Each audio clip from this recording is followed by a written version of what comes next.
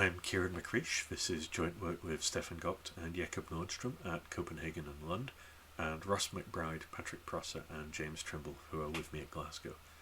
And this is a paper about implementing graph algorithms that don't contain bugs. So what's our motivation? There are a lot of dedicated solvers for clique problems. Maximum clique is an important problem in its own right, and it also shows up as a component in solving other hard problems. Unfortunately, several of these solvers are buggy, including the solver that's often regarded as state-of-the-art. But even buggy clique solvers nearly always produce the right answer. This paper is about fixing this. We show how we can use proof logging to make certifying solvers, not just for maximum clique, but also maximum weight clique and clique enumeration, and then for maximum common subgraph and maximum common connected subgraph problems, both using dedicated solvers and through a reformulation to clique. So what's a certifying solver? A traditional solver produces an output which is an answer. A certifying solver additionally produces a certificate alongside an answer, which gives us a way of guaranteeing that an output is correct. A certificate is something that can be checked by a simple independently developed tool that will tell us whether or not we have found a correct solution. This does not guarantee that a solver is correct, but it does guarantee that if a solver ever produces an incorrect answer, then we can detect it, even if this is due to hardware or compiler errors. In the SAT community, proof logging is fairly standard using RUP, DRAT, LRAT, GRIT and so on. But it is not used if SAT solvers do cardinality reasoning. We do a lot of cardinality type reasoning here, so we'll be using pseudo-Boolean formulae instead, and proofs using reverse unit propagation and cutting planes derivations. Let's take a quick look at this in practice. We run our favourite clique solver on our favourite benchmark instance. It takes 100,000 search nodes and 175 milliseconds to find and prove optimality. We can run the solver again and tell it to produce a proof log, which it does. It takes longer because it is producing a 500 megabyte proof log as part of its output. And then we can pass this proof log through the verifier, which tells us that yes, we have successfully proved optimality. What do we observe? The techniques we describe in the paper are general and not limited to one specific graph solver or algorithm. The implementation effort is very small and can even speed up development by finding bugs much more quickly. And with the right proof format, it is quick and convenient to express combinatorial arguments. Proofs are in some ways efficient. They are of the same length as the amount of work done by the solver. And we can even log reformulations, which is important for constraint programming. And our bold conclusion, which is in no way controversial, is that it's time for competition organisers to start requiring proof logging support from all entrants.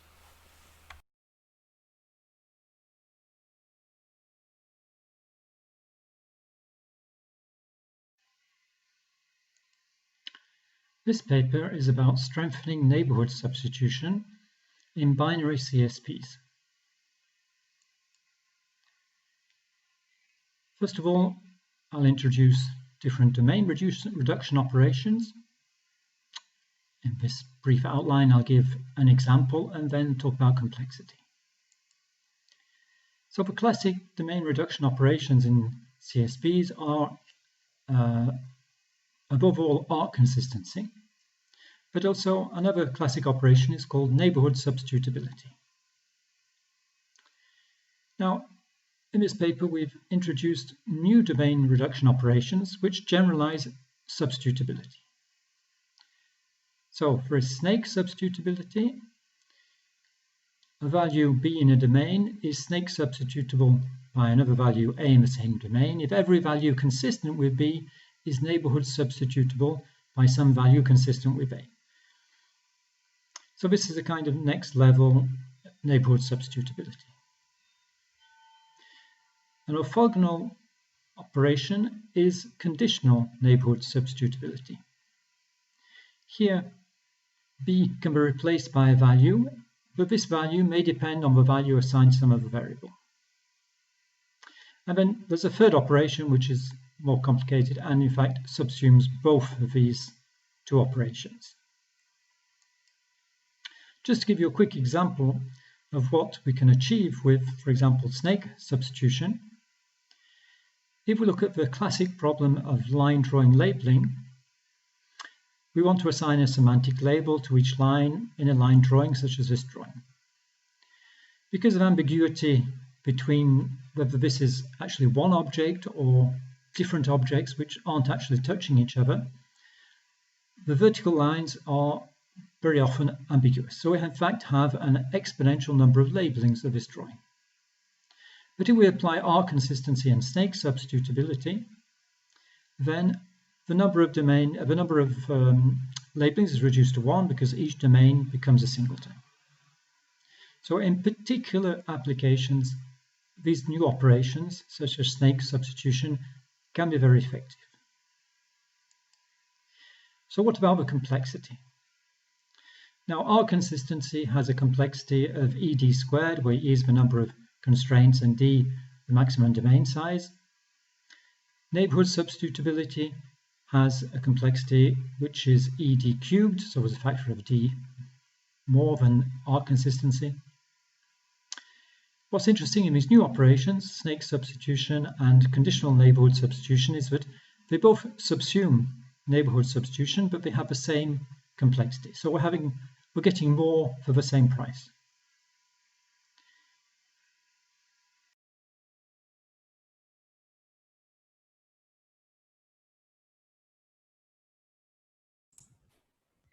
Hello, welcome to my presentation. My name is Vu Fan. My co-authors are Jeffrey Dudek and Moshe Vadi. In this paper, we propose a unifying framework for weighted model counting using dynamic programming. Our framework is faster than 4 existing weighted model counters on over 500 benchmarks out of the almost 2,000 benchmarks we tested. We start with a brief overview.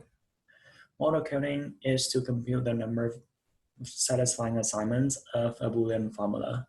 This problem is sharply complete, which is quite hard. Model counting has several applications, including the automation of medical diagnosis. A Boolean formula is often given in conjunctive normal form, CNF, which is a conjunction of clauses. To compute the number of models of a CNF formula, we can employ bottom-up dynamic programming. For that, we need an intermediate computation tree where each leaf node corresponds to a clause and each internal node corresponds to the multiplication of the children, followed by the elimination of a set of variables. We formally call the intermediate computation tree a project join tree. Starting with a CNF formula, we go through a planning phase to construct a project join tree. With that, we go through an execution phase to compute the model count of the original formula.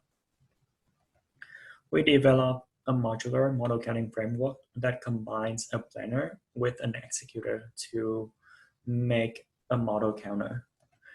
For example, we deconstruct ADDMC, an existing model counter, into 2 components. A planner that uses heuristics from constraint programming CP, and an executor that uses algebraic decision diagrams, ADDs. Similarly, we deconstruct TensorOrder, another existing model counter, into a planner that uses tree decompositions and an executor that uses tensors. Of course, we can mix and match planners and executors to create crossover model counters. Interestingly, one of these crossover model counters outperforms both existing model counters.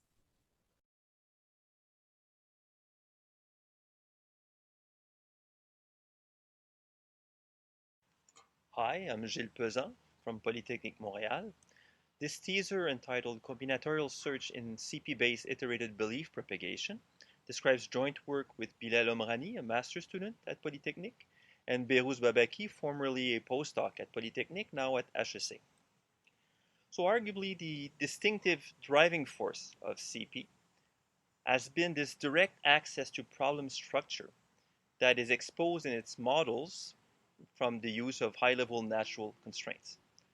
So that structure has been used to design efficient algorithms for domain filtering, to generate explanations, to branch during search, and more recently, to enrich the propagation mechanism at the heart of CP.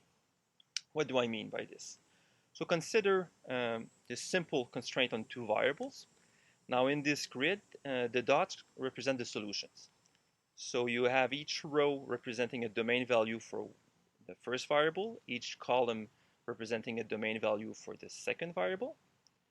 And the green bars here are the domain values supported by this constraint, by the solutions. We could see this as projecting solutions onto each axis, okay? But what if instead we could compute how many solutions support each domain value? For example, here in this second row, there are 2 dots, so 2 out of 16 solutions use that domain value for the first variable. That would correspond to computing marginal distributions on each variable. So our standard constraint propagation mechanism, where we basically exchange between constraints unsupported domain values, we could push further given those marginal distributions, which we could share between constraints, iteratively adjusting those marginal distributions until some stopping criteria. So in the end, we get for each variable a marginal distribution over its domain. Okay, how can we use this for search, to branch during search? This is the topic of this paper, where, among other things, we will tell you how we go from the red curve in the performance profile on the left to a much improved red curve on the right. Stay tuned.